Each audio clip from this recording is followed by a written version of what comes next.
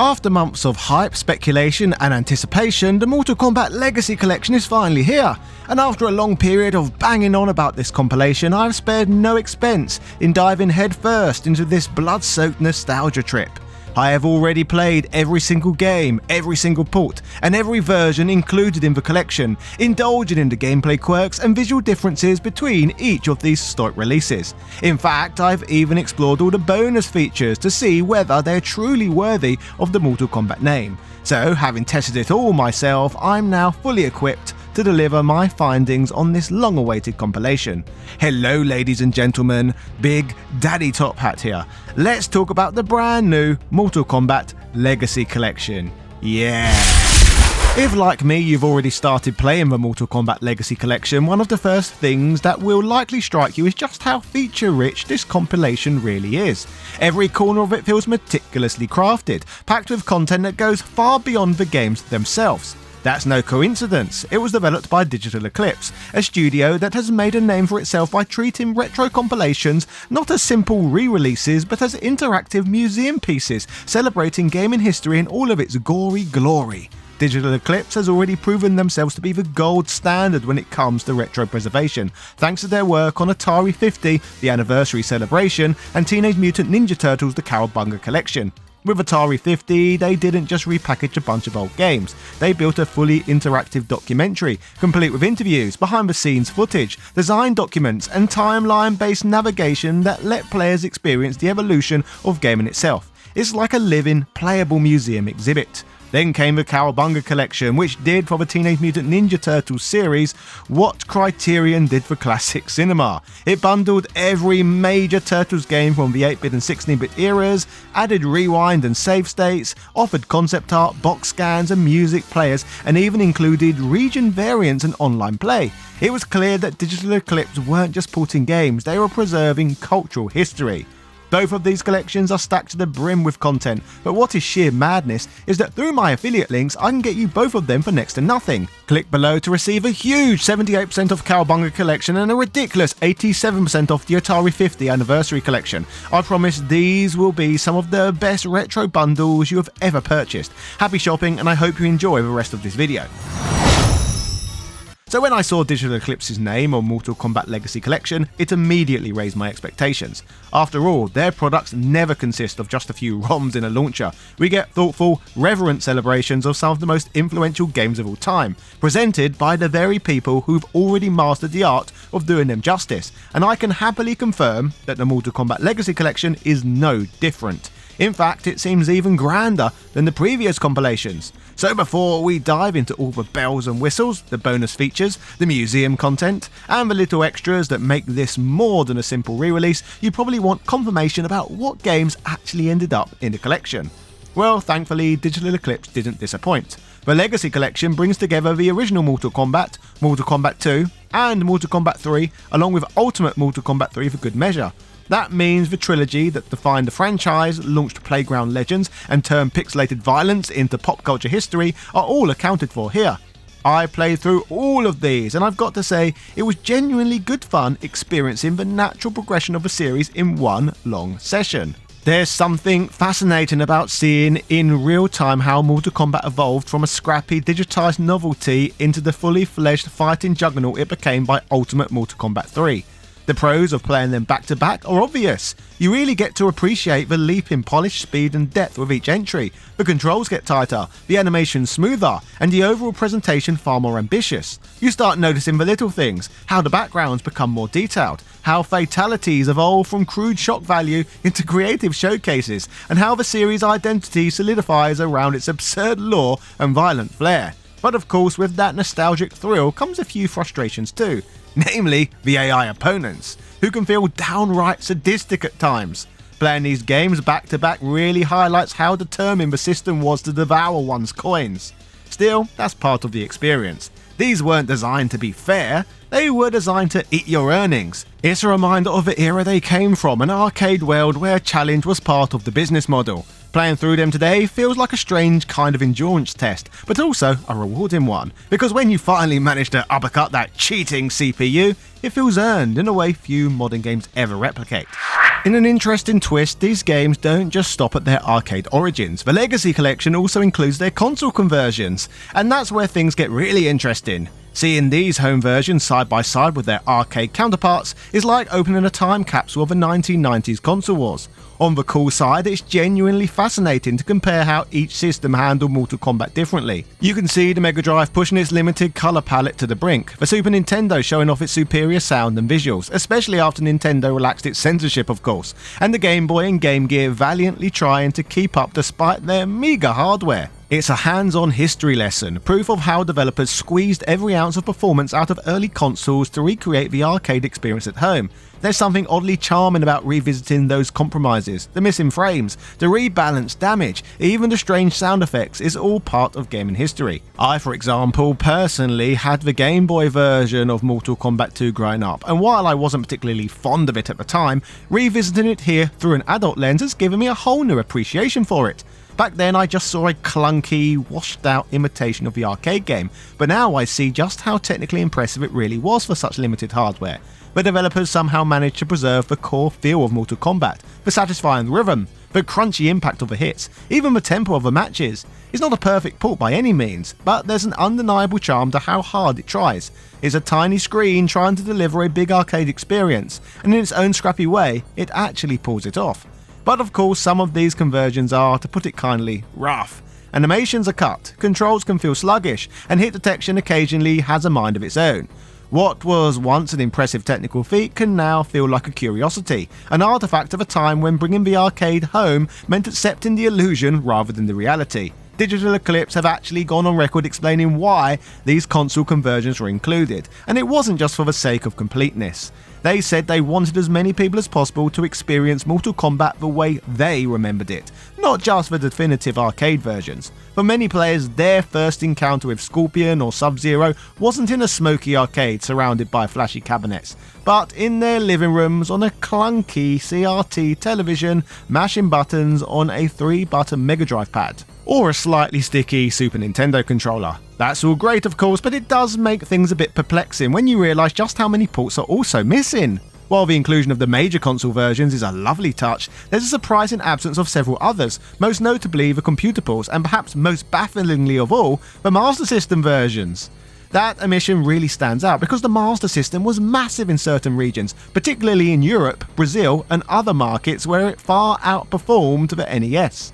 For many players outside the United States, that was their first Mortal Kombat. It might have looked rough and played slower than the 16-bit counterparts, but it was the version people actually owned, traded and obsessed over. So it does make you wonder whether the Legacy Collection was curated with a slightly more American lens, one focused on the nostalgia of the Genesis versus Super NES marketing war, rather than the full global picture. It's not a deal breaker by any means, but it does feel like a missed opportunity to showcase just how far-reaching Mortal Kombat's legacy really was. Because for a compilation that celebrates history, leaving out a version that defined the series for entire regions feels a little like rewriting it. One of the most fascinating inclusions in the Legacy Collection is the WaveNet version of Ultimate Mortal Kombat 3, a piece of gaming history so obscure that many fans never even had the chance to play it until now. For those unfamiliar, Ultimate Mortal Kombat 3 WaveNet Edition was an experimental version of the arcade game that ran on an early form of online networking technology, developed by Midway in collaboration with a company called WaveNet, which would eventually be acquired by Google, funnily enough. It allowed linked arcade cabinets across the United States to connect over phone lines and let players battle each other remotely. In 1995! It was decades ahead of its time but ultimately doomed by the limits of 90s infrastructure. The latency was brutal, the phone bills were even worse, and only a handful of machines were ever deployed in select American cities like Chicago and San Francisco. Including this version in the Legacy Collection is hugely significant because it's the first time it's been made widely playable since those experiments. It transforms what was once a myth among hardcore Mortal Kombat fans into something tangible, a genuine lost chapter of Mortal Kombat history preserved for everyone to experience. It's a small addition on the surface, but symbolically it's enormous. Digital Eclipse didn't just pull Ultimate Mortal Kombat 3, they've resurrected one of the most ambitious technical experiments of its era, a reminder that Mortal Kombat wasn't just pushing boundaries in violence and spectacle, but also in connectivity and innovation. It was also incredible to see Mortal Kombat Trilogy make its way into the Legacy Collection, a surprise addition that really elevates the entire package. This game has always been something of a holy grail for fans, a definitive crossover that pulled together characters, arenas, and mechanics from across the first 3 titles into one enormous chaotic celebration of the 2D era. It's the kind of game that feels like a reward for anyone who grew up mastering the old fatalities and memorizing every toasty moment. Having it here means you can finally experience the full scope of the classic Mortal Kombat roster in one place, without needing to dust off your old hardware or rely on sketchy emulators. It's a brilliant inclusion, but with one notable caveat: we only got the PlayStation version. So while it's fantastic that Digital Eclipse managed to bring Trilogy back at all, given the licensing hurdles and technical quirks involved, it does feel like a missed opportunity not to include the other ports as well. Still, having any version of Mortal Kombat Trilogy in an official collection in 2025 feels like a victory in itself. It's the perfect chaotic finale to the classic Mortal Kombat saga, and the inclusion alone makes this compilation worth celebrating. The inclusion of the arcade version of Mortal Kombat 4 in the Legacy Collection is also hugely significant, and honestly, I absolutely loved revisiting it. This was the game that marked Mortal Kombat's leap into the 3D era, and while it's often dismissed as a rough transitional entry, playing it directly after the first 3 makes you realise just how much the series actually progressed. When experienced in sequence, Mortal Kombat 4 feels like a genuine evolution rather than a misstep. The pacing is faster, the animation smoother, and the combat, while still rooted in the familiar 2D style movement, introduces new layers of depth through weapons, stage interactions, and more dynamic juggling. It's also surprisingly atmospheric. The darker tone, crunchier sound design, and primitive yet moody visuals capture that late 90s edge perfectly. It's one of those cases where hindsight hasn't done the game justice. People tend to lump Mortal Kombat 4 in with the awkward early 3D experiments of the era, but when you actually sit down and play it alongside its predecessors, it feels like the natural next step, ambitious, experimental, and far more polished than it's often remembered. Its inclusion isn't just welcomed, it's vital to understanding how Mortal Kombat survived a jump to a new generation. This might be a bit of a hot take, but I'd actually consider Mortal Kombat 4's inclusion a major reason to own this collection. For years it's been the odd one out, rarely re-released, often overshadowed by its predecessors and unfairly written off as the awkward teenage phase of a series. But revisiting the arcade version here, in its original form and properly preserved, really highlights how much it deserves a second look. So yes, call it controversial, but for me, Mortal Kombat 4 is one of the standout highlights of the entire Legacy collection. We also got the PlayStation versions of Mortal Kombat Special Forces and Mortal Kombat Mythologies Sub-Zero included in the collection, and while neither of these spin-offs has what you'd call a sterling reputation, their inclusion still rounds out the era nicely. These were the games that showed Midway's ambition to expand Mortal Kombat beyond the fighting genre, attempting to build a larger universe through action-adventure storytelling. Mythologies gave us a prequel centered on Sub-Zero's origins, trying to blend platforming and beat-em-up mechanics with cinematic cutscenes, some of which are now so bad they've become legendary. Special Forces, on the other hand, followed Jax on a military mission and was meant to kick off a new series before its disastrous reception put that idea to rest almost immediately. So yes, both are deeply flawed games, but that's exactly why many fans were pleased to see them return. They represent an important, if awkward, chapter in Mortal Kombat's history, the moment Midway tried to take the series in a bold new direction before realising just how tricky that leap would be. For preservationists and long-time fans, their inclusion means the Legacy Collection doesn't just celebrate the highs, but also acknowledges the missteps that shaped the franchise's evolution. As for me personally, I'm glad they're here, but I can't say I'm eager to sink hours into them again. They're fascinating as curiosities, great to dip into for nostalgia or historical interest, but let's be honest, they're far more enjoyable to look back on than to actually play. This is a bit sad that Mortal Kombat Gold didn't make the cut. That game, for all its flaws, was the true home console evolution of Mortal Kombat 4, adding extra characters, arenas and refinements that gave it a sense of scale that the arcade version lacked. It would have made perfect sense as a companion piece here, especially given that it represents the final outing for the classic era of Mortal Kombat before the long reboot cycle began. Its absence feels like a real missed opportunity, especially when you consider how rarely it's been revisited in any official capacity. That said, we did get a handful of quirky Game Boy Advance titles, which is interesting in its own right. These games, like Mortal Kombat Deadly Alliance and Tournament Edition, technically came later, outside the scope of what most would call the classic era, yet their inclusion shows Digital Eclipse were willing to colour a little outside the lines. One unexpected highlight for me personally was Mortal Kombat Advance, a game I'd somehow never played until now. Going in, I wasn't expecting much. The Game Boy Advance wasn't exactly known for handling complex fighters, and Mortal Kombat ports on handhelds had always been a bit of a mixed bag. But to my surprise, it absolutely feels like the classics. It plays fast, hits hard, and nails that crunchy impact and flow you associate with the 16-bit entries. The animations are smooth, the controls are responsive, and there's a real sense that the developers genuinely understood what made the early games work. It feels like discovering a lost sequel. Because I never owned it back in the day, it was brand new to me, yet instantly familiar, almost like a parallel universe Mortal Kombat 3.5. Playing it here for the first time was a genuine surprise. It captures the spirit of the originals better than I expected, making it in my opinion a real hidden gem in this lineup. The other two GBA titles though, Mortal Kombat Deadly Alliance and Mortal Kombat Tournament Edition, are where things get a bit weird. You know that old meme, we have Deadly Alliance at home? Yeah, this is that. They're fascinating little experiments, but they look and play like someone tried to cram a PlayStation 2 game into a toaster. The graphics are this strange pseudo 3D mishmash, with flat characters trying desperately to fake depth, and backgrounds that seem to flicker between looking impressive and looking like they've been melted in the sun. The fighters move in a way that feels oddly floaty, like they're skating on ice, and every punch sounds like someone hitting a soggy cardboard box. That said, they're not bad in a malicious way, just bizarre. You can tell the developers were really pushing the Game Boy Advance hardware beyond its comfort zone, trying to recreate the cinematic feel of Deadly Alliance on a handheld that was never meant to handle it. The result is unintentionally hilarious, but also oddly charming. They're the kind of games that make you appreciate how far Mortal Kombat has come technologically, and how far it still had to go. Each game in the Legacy Collection also comes with its own training mode, which is a fantastic addition. You can practice every move and combo with the inputs displayed right there on screen, even the fatalities.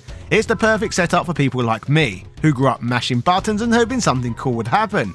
And yet somehow, even with the commands written directly in front of me, I still managed to botch them spectacularly. I'll be stood there confidently lining up for a fatality like some kind of arcade god. Back, forward, down, high punch, and instead my character just hops awkwardly forward like they've stubbed a toe. It's humbling really. Digital Eclipse gave us all the tools to finally look competent at Mortal Kombat, and I still managed to prove I'm a menace to my own thumbs. Still, when I do manage to pull one off, it's absolutely magical. That tiny window of triumph when by some miracle my fumbling inputs actually work. It's euphoric. It's like the universe briefly rewards me for years of mediocrity. For a moment, I'm a Mortal Kombat master. Then of course, I immediately missed the next one. What really blew me away though was just how much bonus material Digital Eclipse packed into this thing. Every single game comes with its original manuals, arcade flyers and marketing artwork, all lovingly scanned in pristine quality, the kind of stuff that would have been collecting dust in filing cabinets for decades. But it doesn't stop there. The Legacy Collection also includes what feels like hours of documentary footage, complete with sit-down interviews featuring developers, designers and other key figures from the Mortal Kombat legacy. It's honestly mental how much effort went into this. You can lose yourself just exploring all that behind-the-scenes content, hearing the people who actually made these games talk about their creative process, the controversies, the technical limitations, all of it. It transforms the collection from a simple bundle of old games into a fully fledged historical archive. And genuinely, that alone is worth the price of purchase. Even if you somehow never touched a game, just having access to this treasure trove of archival material presented with this level of care and polish makes the Legacy Collection feel like a love letter not just to Mortal Kombat, but to the era it came from. Now it's worth mentioning that this collection has only just released today, so I haven't yet had the chance to properly test out the online side of things.